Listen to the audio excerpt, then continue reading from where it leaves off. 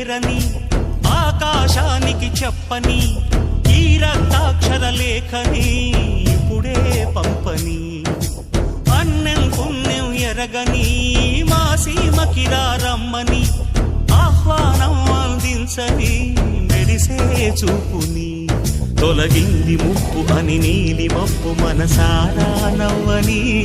చిరుజల్లు ముంపు మన ముంగిలంత ముత్యాలే చల్లని ఆశా సుగంధమై